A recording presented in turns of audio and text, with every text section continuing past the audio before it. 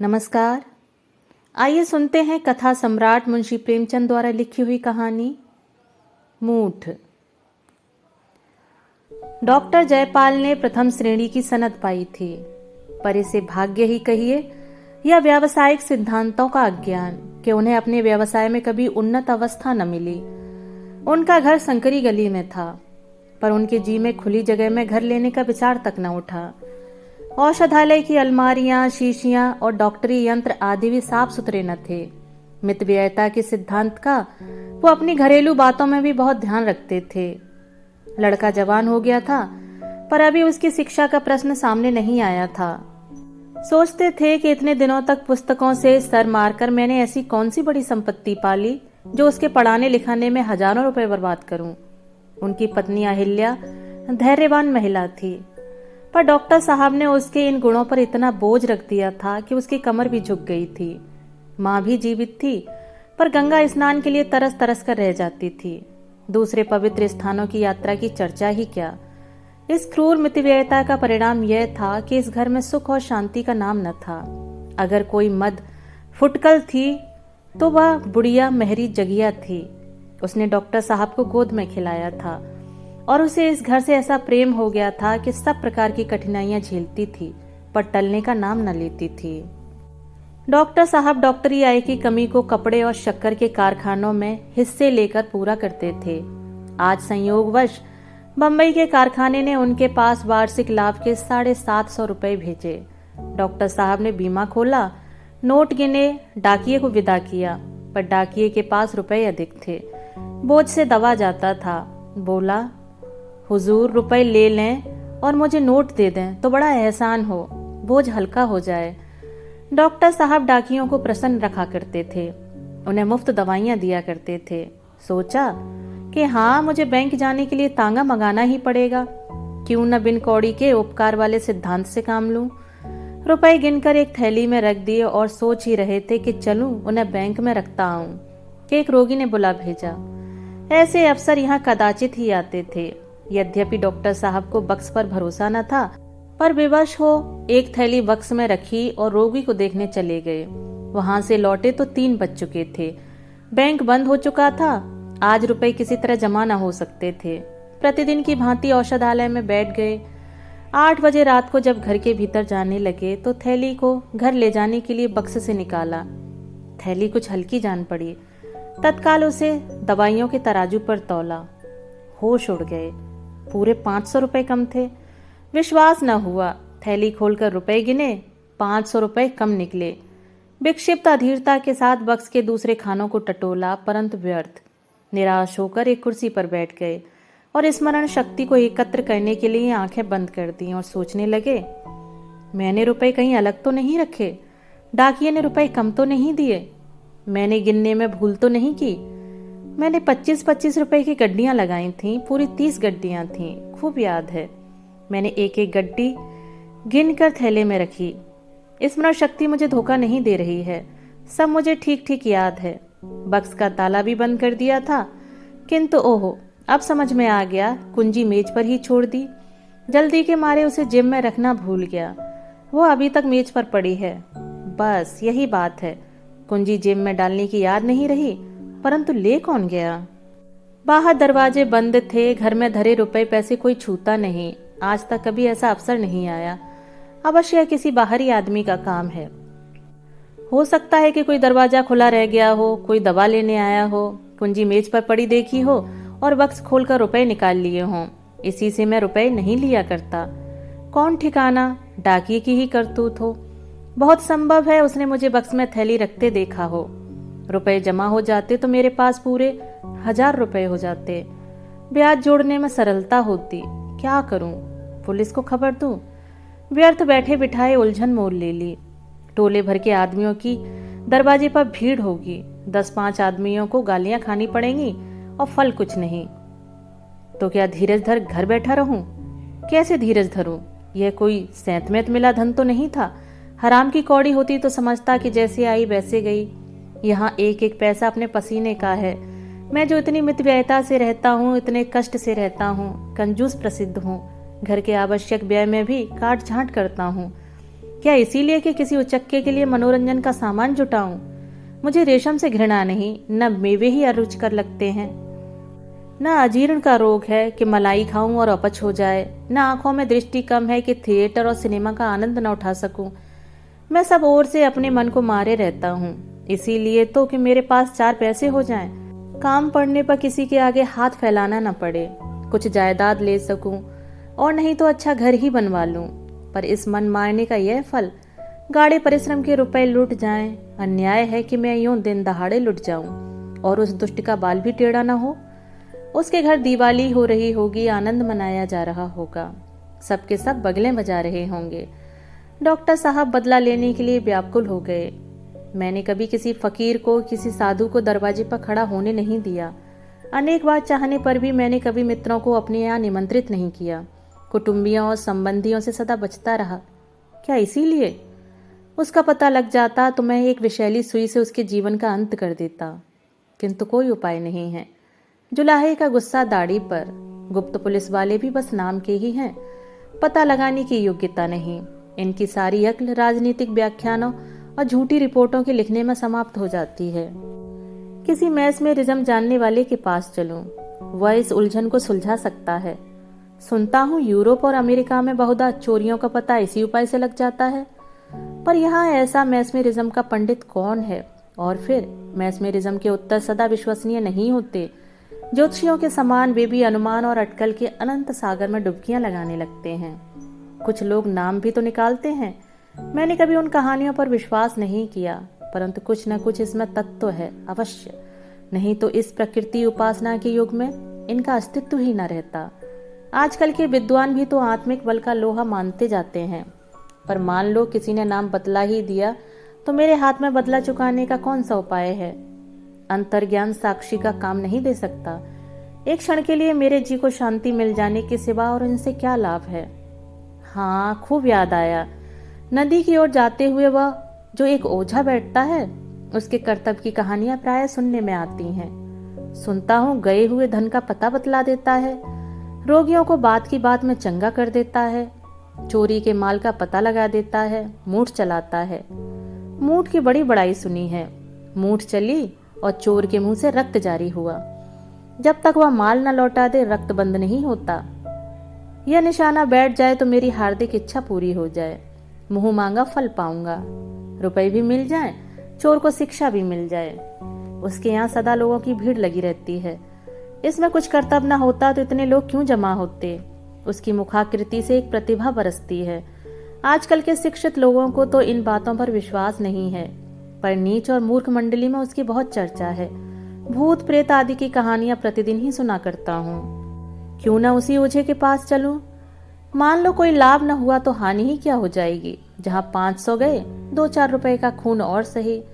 यह समय भी अच्छा है, भीड़ कम होगी, चलना चाहिए। जी, मैं यह निश्चय करके डॉक्टर साहब उस ओझे के घर की ओर चले। जाड़े की रात थी, 9 बज गए थे। रास्ता लगभग बंद हो गया था। कभी कभी घरों से रामायण की ध्वनि कानों में आ जाती थी। कुछ देर के बाद बिल्कुल सन्नाटा हो गया। रास्ते के दोनों ओर हरे भरे खेत थे। सियारों का हुआना सुन पड़ने लगा। जान पड़ता है इनका दल कहीं आसपास ही है। डॉक्टर साहब को प्रायः दूर से इनका सुरीला स्वर सुनने का सौभाग्य हुआ था, पास से सुनने का नहीं। इस समय इस सन्नाटे में और इतने पास से उनका चीखना सुनकर उन्हें डर लगा। कई बार अपनी छड़ी धरती पर पटकी, पैर धमधमाए। सियार बड़े डरपोक होते हैं, आदमी के पास नहीं आते। पर फिर संदेह हुआ, कहीं इनमें कोई पागल हो तो उसका कांटा तो बचता ही नहीं। यह संदेह होते ही कि कीटाणु, बैक्टीरिया, पास्ट यार, इंस्टीट्यूट और कसौली की याद उनके मस्तिष्क में चक्कर काटने लगी। वह जल्दी जल्दी पैर बढ़ाए चले जाते थे। एकाएक जी में विचार उठा, कहीं मेरे घर ही में किसी ने रुपए उठा लिए हों तो। वे तत्काल ठिठक गए, पर एक ही क्षण में उन्होंने इसका भी निर्णय कर लिया, क्या हर्ज है, घर वालों को तो और भी कड़ा दंड मिलना चाहिए। चोर की मेरे साथ सहानुभूति नहीं हो सकती, पर घर वालों की सहानुभूति का मैं अधिकारी हूँ। उन्हें जानना चाहिए कि मैं जो कुछ करता हूँ उन्हीं के लिए करता हूँ। रात दिन मरता हूँ तो उन्हीं के लिए मरता हूँ। यदि इस पर भी वे मुझे यूं धोखा देने के लिए तैयार हों तो उनसे अधिक कृतज्ञ, उनसे अधिक अकृतज्ञ, उनसे अधिक निर्दय और कौन होगा? उन्हें और भी कड़ा दंड मिलना चाहिए, इतना कड़ा, इतना शिक्षाप्रद कि फिर कभी किसी को ऐसा करने का साहस न हो। अंत में वे ओझा के घर के पास जा पहुंचे। लोगों की भीड़ न थी। उन्हें बड़ा संतोष हुआ। हाँ, उनकी चाल कुछ धीमी पड़ गई। फिर जी में सोचा, कहीं यह सब ढकोसला ही ढकोसला हो तो व्यर्थ लज्जित होना पड़े। जो सुने मूर्ख बनाए। कदाचित ओझा ही मुझे तुच्छ बुद्धि समझे। पर तब तो आ गया, यह तजर्बा भी हो जाए, और कुछ ना होगा तो जांच ही सही। ओझा का नाम बुद्धू था, लोग चौधरी कहते थे। जाति का चमार था, छोटा सा घर, और वह भी गंदा। छप्पर इतनी नीची थी कि झुकने पर भी सिर में टक्कर लगने का डर लगता था।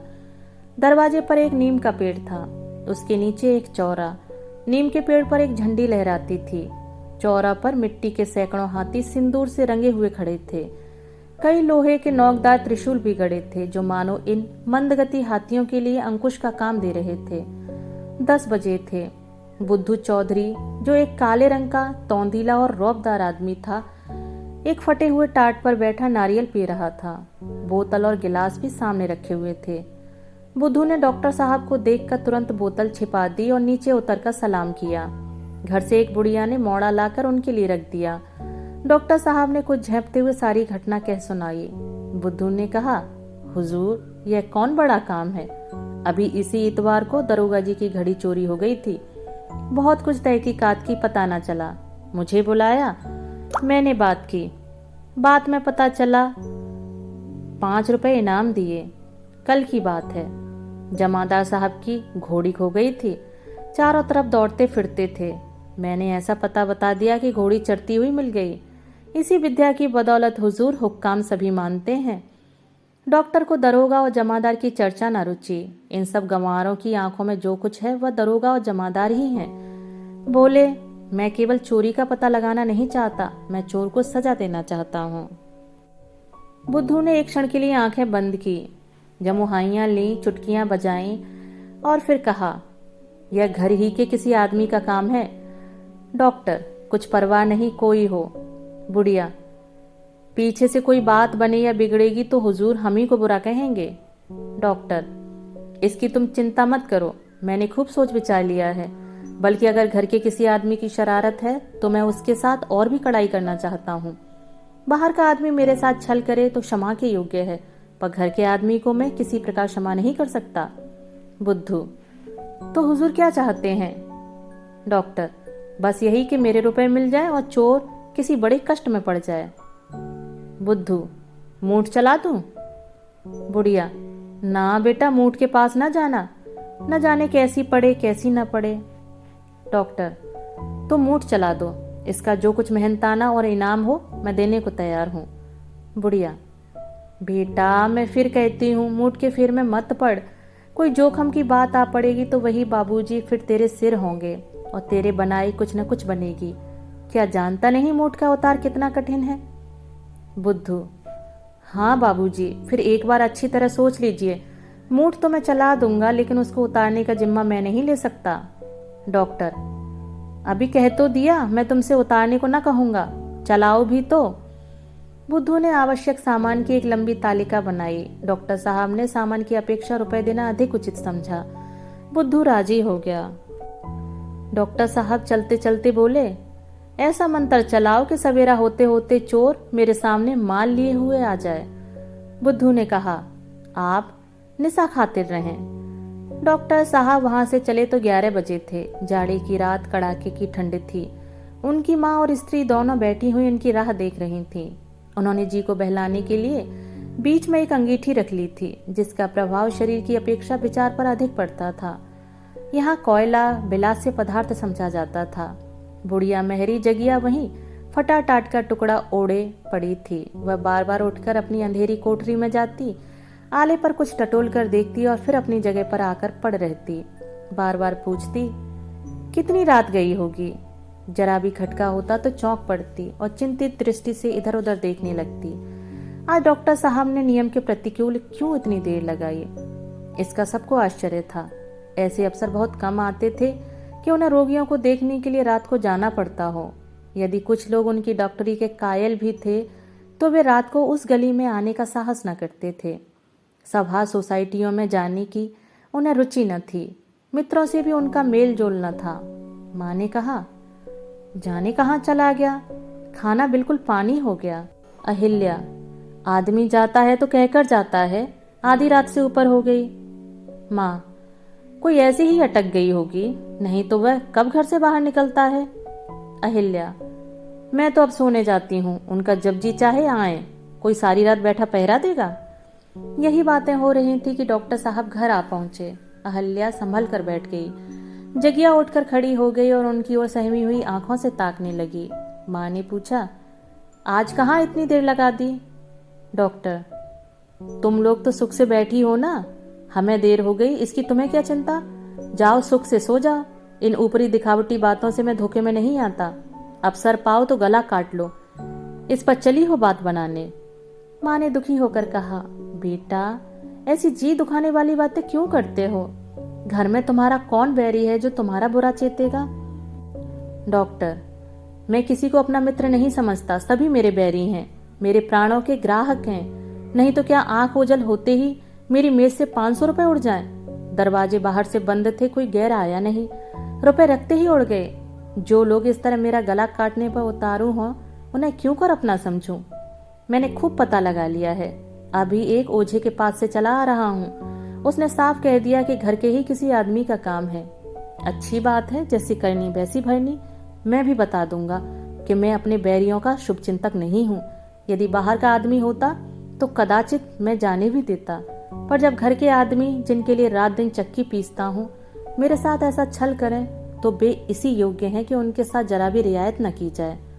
देखना सवेरे तक चोर की क्या दशा होती है। मैंने ओझे से मूठ चलाने को कह दिया है। मूठ चली और उधर चोर के प्राण संकट में पड़े। जगिया घबराकर बोली, भैया मूठ में जान जोखिम है। डॉक्टर, चोर की यही सजा है। जगिया, किस ओझे ने चलाया है। डॉक्टर, बुद्धू चौधरी ने। जगिया, अरे राम, उसकी मूठ का तो उतार ही नहीं। डॉक्टर अपने कमरे में चले गए तो माँ ने कहा, सूम का धन शैतान खाता है, 500 रुपया कोई मुंह मार कर ले गया, इतने में तो मेरे सातों धाम हो जाते।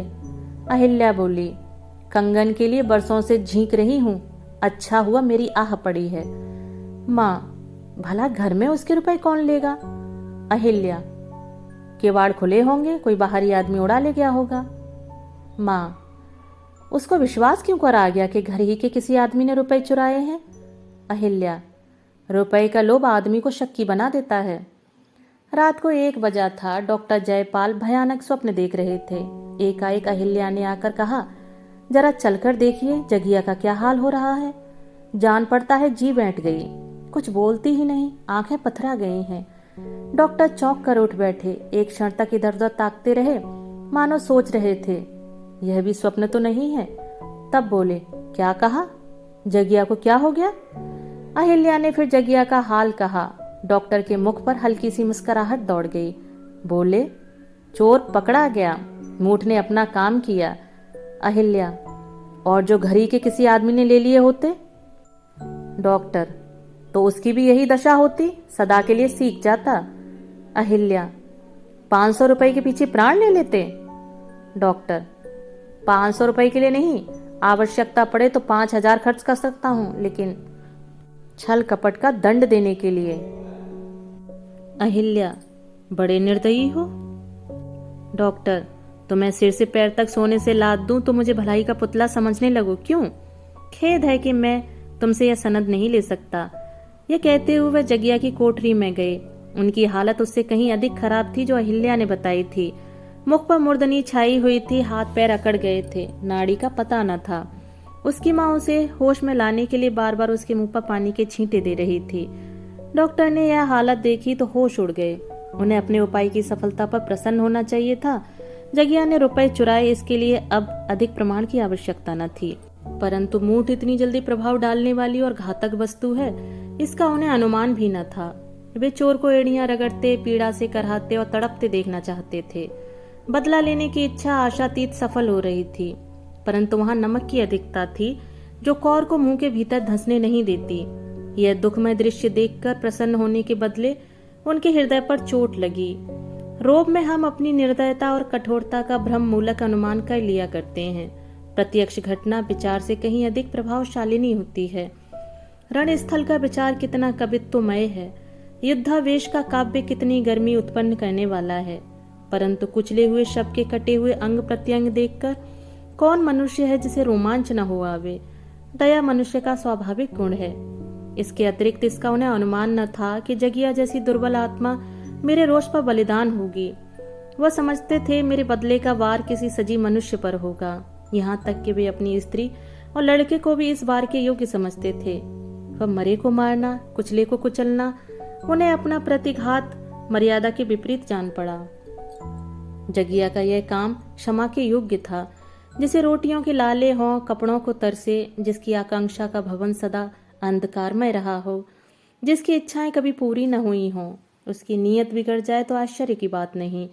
वे तत्काल औषधालय में गए। होश में लाने की जो अच्छी अच्छी औषधियां थीं उनको मिलाकर एक मिश्रित नई औषधि बना लाए। जगिया के गले में उतार दी। कुछ लाभ न हुआ। तब विद्युत यंत्र ले आए और उसकी सहायता से जगिया को होश में लाने का यत्न करने लगे। थोड़ी ही देर में जगिया की आंखें खुल गईं।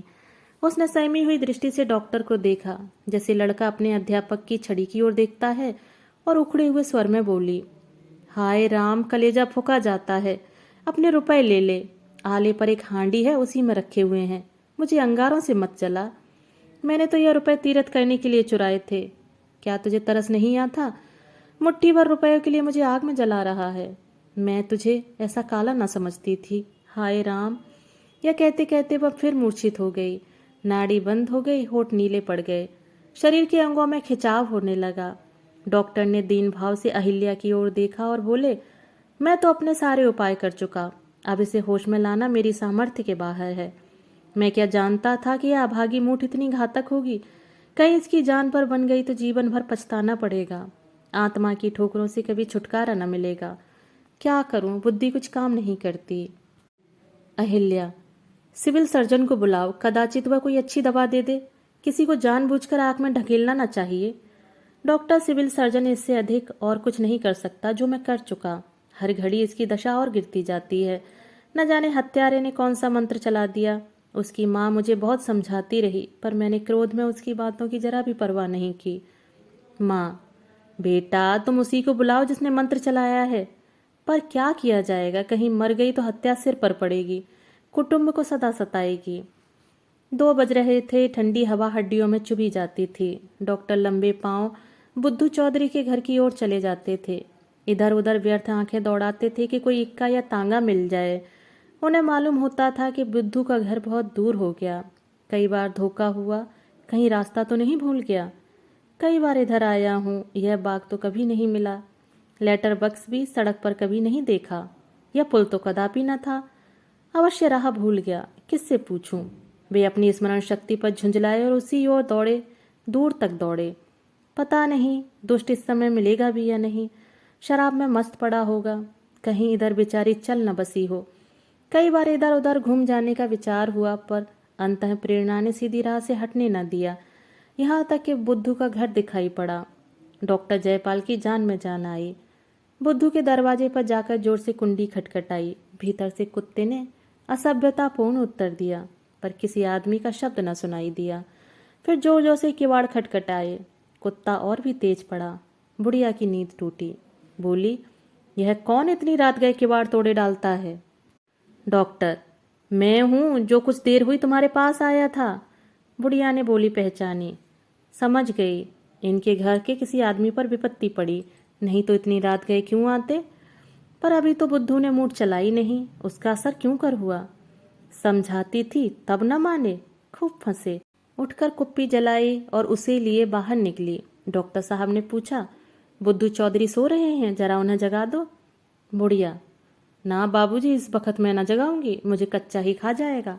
रात को लाट साहब भी आवे तो नहीं उठता।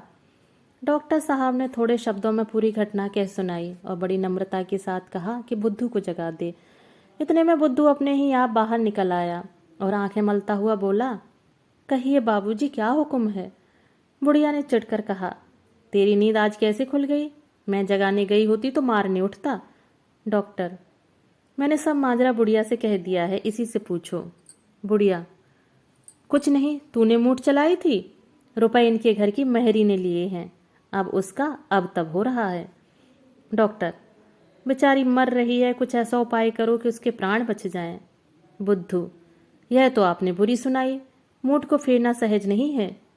बुढ़िया, बेटा जान जोखिम है, क्या तू जानता नहीं, कहीं उल्टे फेरने वाले पर ही पड़े तो जान बचना ही कठिन हो जाए। डॉक्टर, अब उसकी जान तुम्हारे ही बचाए बचेगी, इतना धर्म करो। बुढ़िया, दूसरे की जान की खातिर कोई अपनी जान गड़े में डालेगा।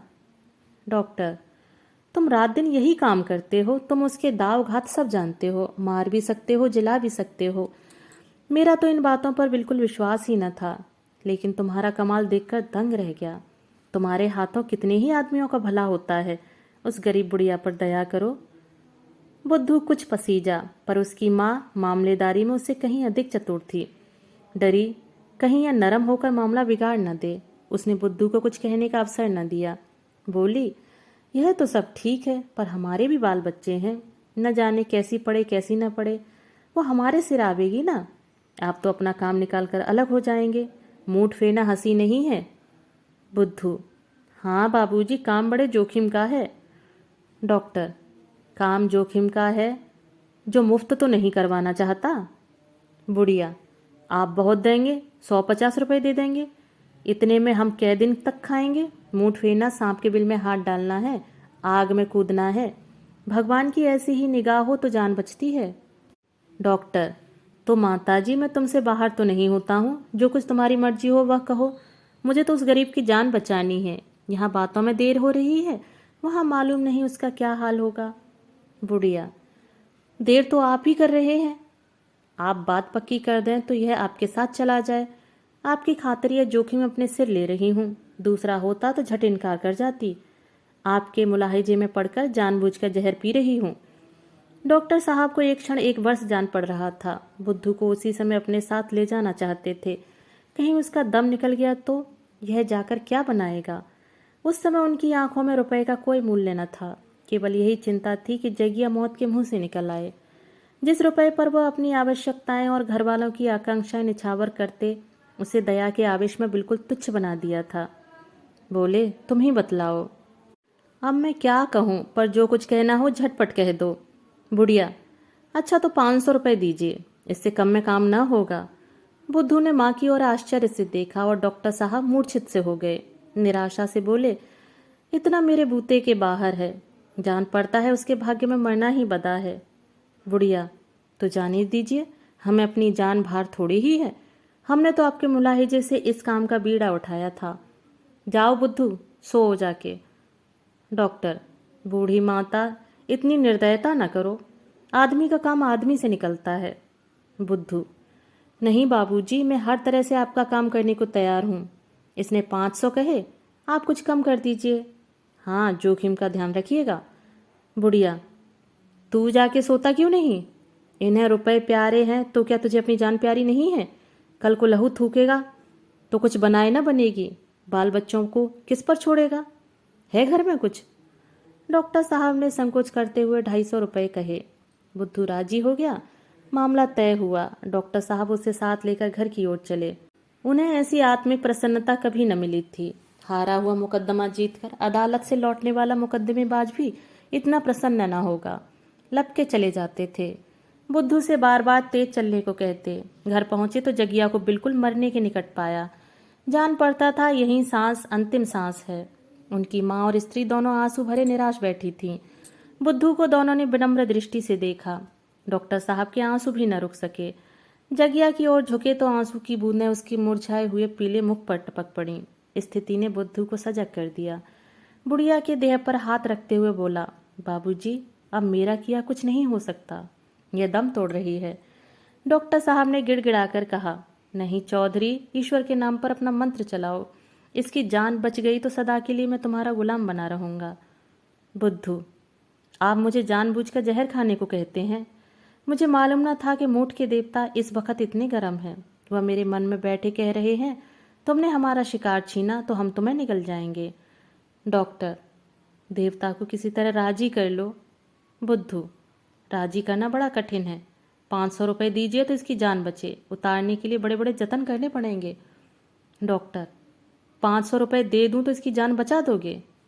बुद्धू, हाँ, शर्त बदकर। डॉक्टर साहब बिजली की तरह लपक कर अपने कमरे में आ गए और 500 रुपये की थैली लाकर बुद्धू के सामने रख दी। बुद्धू ने विजय की दृष्टि से थैली को देखा, फिर जगिया का सर अपनी गोद में रखकर उस पर हाथ फेरने लगा। कुछ बुदबुदाकर छू छू करता जाता था। एक क्षण में उसकी सूरत डरावनी हो गई, लपटन सी निकलने लगी, बार बार अंगड़ाइयां लेने लगा। इसी दशा में एक बेसुरा गाना आरंभ किया, पर हाथ जगिया के सर पर ही था। अंत में कोई आध घंटा बीतने पर जगिया ने आंखें खोल दी, जैसे बुझते हुए दिए में तेल पड़ जाए। धीरे धीरे उसकी अवस्था सुधरने लगी। उधर कौए की बोली सुनाई दी। जगिया एक अंगड़ाई लेकर उठ बैठी। 7 बजे थे। जगिया मीठी नींद सो रही थी। उसकी आकृति निरोग थी। बुद्धू रुपयों की थैली लेकर अभी गया था। डॉक्टर साहब की माँ ने कहा, बात की बात में 500 रुपये मार ले गया। डॉक्टर, यह क्यों नहीं कहती कि एक मुर्दे को जला गया? क्या उसके प्राण का मूल्य इतना भी नहीं है? माँ, देखो आले पर 500 रुपये हैं या नहीं? डॉक्टर, नहीं, उन रुपयों में हाथ मत लगाना, उन्हें वहीं पड़े रहने दो। उसने तीरथ करने के वास्ते लिए थे, वह उसी काम में लगेंगे। माँ, यह सब रुपए उसी के भाग के थे। डॉक्टर, उसके भाग के तो 500 ही थे, बाकी मेरे भाग के थे। उनकी बदौलत मुझे ऐसी शिक्षा मिली जो उम्र भर नहीं भूलेगी। तुम मुझे अब आवश्यक कामों में मुट्ठी बंद करते हुए न पाओगी।